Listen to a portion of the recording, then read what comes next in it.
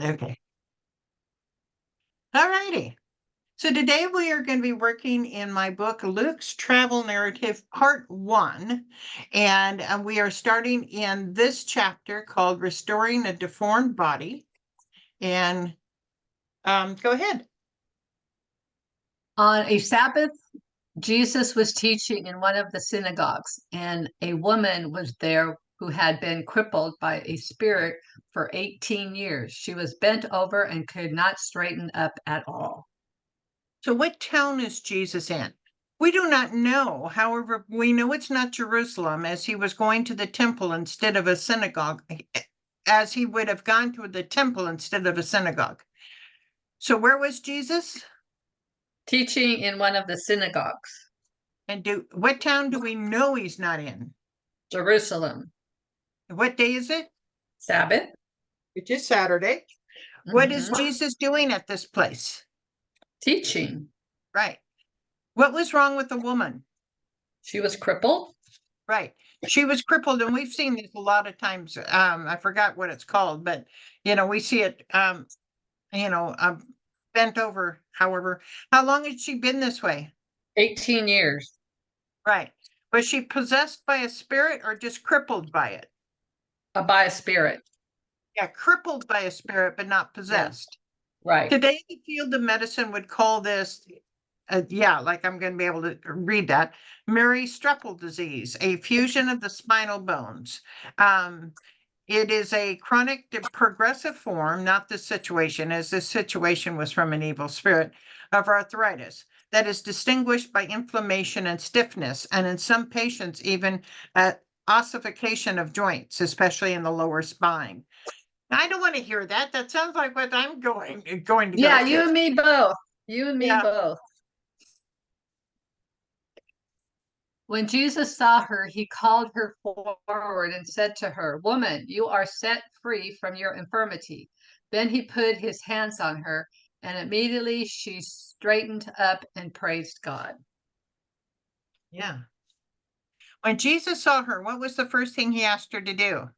You are set free from your infirmity. Well, actually, the first thing he asked her to do was to call. He Oh, called her forward call forward. Yes. in front of the congregation. Called forward. Yeah. Yeah. Most likely, he was preaching in the front of the congregation. So, does this mean this healing probably would be in front of everyone he was teaching? Yes. Yeah. What did Jesus do for this woman? He put his hands on her. Did he touch her in this healing? Yes. What did she do immediately upon being healed? She straightened up and praised God. Right. And what day is it again? Saturday on Sabbath. Right. So this is another one of his healings on the Sabbath. This Yeah. woman was not possessed by an evil spirit, but evil had caused her physical and long enduring pain. Has this happened elsewhere in the Bible? Yes. See Job below. Just like Job, this woman continued to believe in God. How do we know if our physical ailment comes from a normal source or supernatural source? Unknown. There's really very little written about this. However, like both of these people, the only solution was from God or Jesus himself.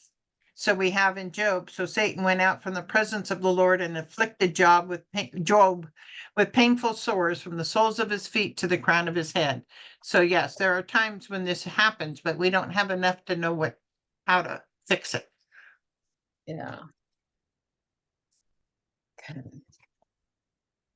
Uh, Indignant because Jesus had healed on the Sabbath, the synagogue leader said to the people, "There are 6 days for work, so come and be healed on those days, not on the Sabbath." But here's this poor lady who's been deformed for 18 years, and he's more concerned that Jesus healed on the Sabbath than this lady who is healed. It's so sad that they look at things that way. And we do today. I was just reading, hearing the news about not being concerned about all the killings from the migrants, but the fact that, oh, we've got to have sanctuary cities. It's kind of like, How did the synagogue leader feel about this healing? Indignant. Right.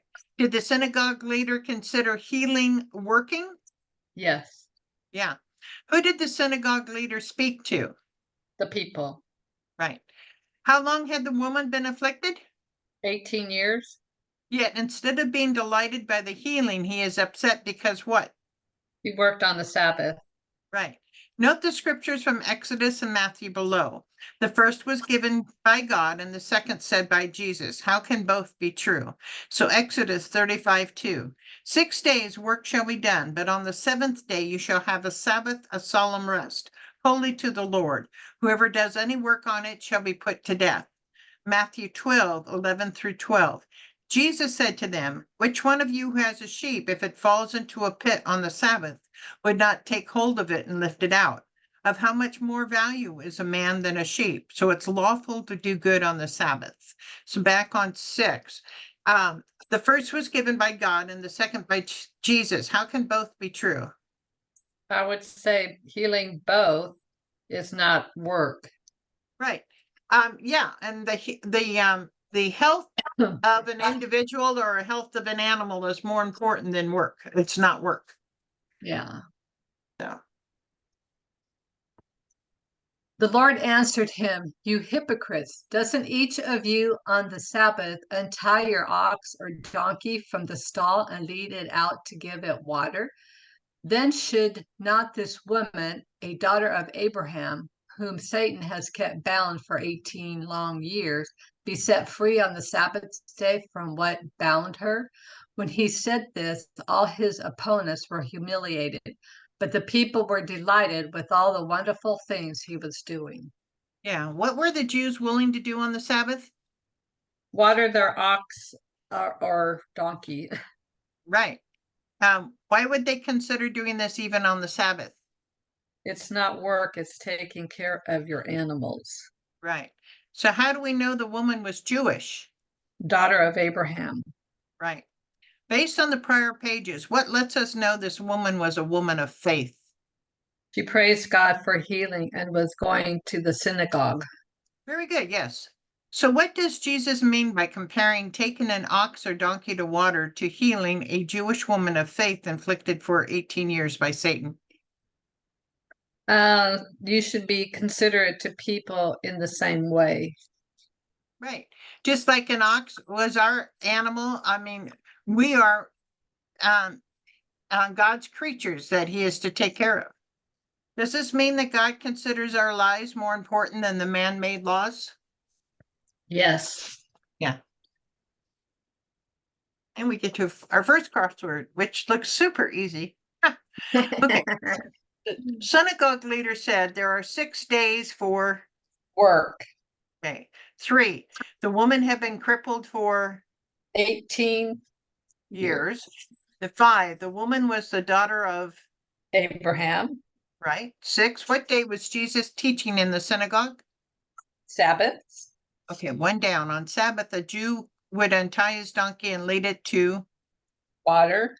2, woman, you are set free from your, Infirmity.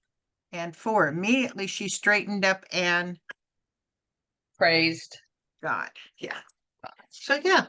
But yeah, he actually did miracles 4 or 5 times on the Sabbath to make a point, really, because they always questioned him about it, and he still would, they kept waiting for them to come to this conclusion that a man was more important than the law that you put out. But he had to do it over and over again. They never did accept him fully as far as being able to do that on the Sabbath, no matter what he said. But anyway, okay, well, I'll shut this down and we'll go to the next one, okay? Okay.